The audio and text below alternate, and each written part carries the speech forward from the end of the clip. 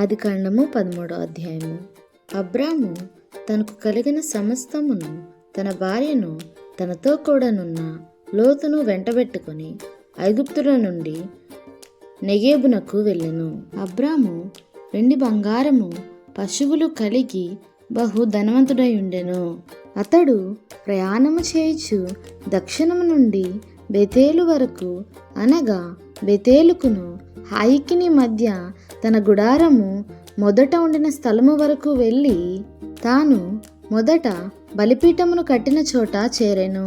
అక్కడ అబ్రాము యెహోవా నామమున ప్రార్థన చేసెను. అబ్రాముతో కూడా వెళ్ళిన లోతుకును గొర్రెలు, గొడ్లు, గుడారములు ఉండెను కనుక వారు కలిసి నివసించుటకు ఆ ప్రదేశము చాలకపోయెను. ఎందుకనగా వారి ఆస్తి వారు కలిసి నివసించలేనంత విస్తారమై ఉండెను. అప్పుడు అబ్రాము పశువుల కాపురులకును లోతు పశువుల కాపురులకును కలహం పుట్టెను. ఆ కాలమందు కనానీయులు, పెరిజ్జీయులు ఆ దేశములో కాపురముండిరి. కాబట్టి అబ్రాము, మనము బంధువులము గనుక నాకును నీకును నా పశువుల కాపురులకు నీ పశువుల కాపురులకును కలహం ఉండకూడదు. ఈ దేశమంతయు నీ ఎదుటనున్నది కదా, దయచేసి నన్ను విడిచి వేరుగా నుండుము. నీవు ఎడమ తట్టునకు వెళ్ళిన ఎడల నేను కుడి తట్టుకును, నీవు కుడి తట్టునకు వెళ్ళిన ఎడల నేను ఎడమ తట్టునకును వెళ్ళుదునని లోతుతో చెప్పగా, లోతు తన కనులెత్తి యొర్దాను ప్రాంతం అంతటినీ చూచెను. యెహోవా సొదొమ గుమర్రా అను పట్టణములను నాశనము చేయక మునుపు సోయారుకు వచ్చి వరకు అదంతయు యెహోవా తోట వలెను ఐగుప్తు దేశము వలెను నీళ్లుపారు దేశమై ఉండెను.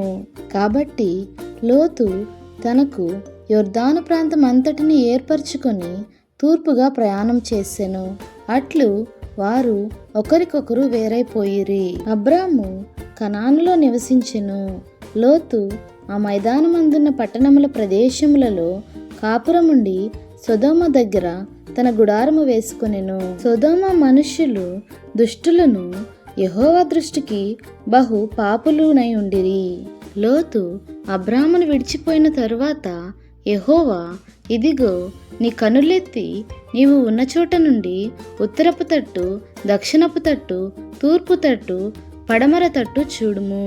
ఎందుకనగా నీవు చూచుచున్న ఈ దేశం అంతటిని నీకును నీ సంతానమునకును సదాకాలము ఇచ్చెదను. మరియు నీ సంతానమును భూమి మీద నుండి రేణువుల వలె విస్తరింపచేసెదను. ఎట్లనగా ఒకడు భూమి మీద నుండి రేణువులను లెక్కింపగలిగిన ఎడల నీ సంతానమును కూడా లెక్కింపవచ్చును. నీవు లేచి ఈ దేశం యొక్క పొడుగున వెడల్పున దానిలో సంచరించుము, అది నీకిచ్చెదనని అబ్రాముతో చెప్పెను. అప్పుడు అబ్రాము తన గుడారము తీసి హెబ్రోనులోని మమ్రే దగ్గరనున్న సింధూర వృక్ష వనములో దిగి అక్కడ యెహోవాకు బలిపీఠము కట్టెను. దేవునికే మహిమ కలుగును గాక. ఆమేన్.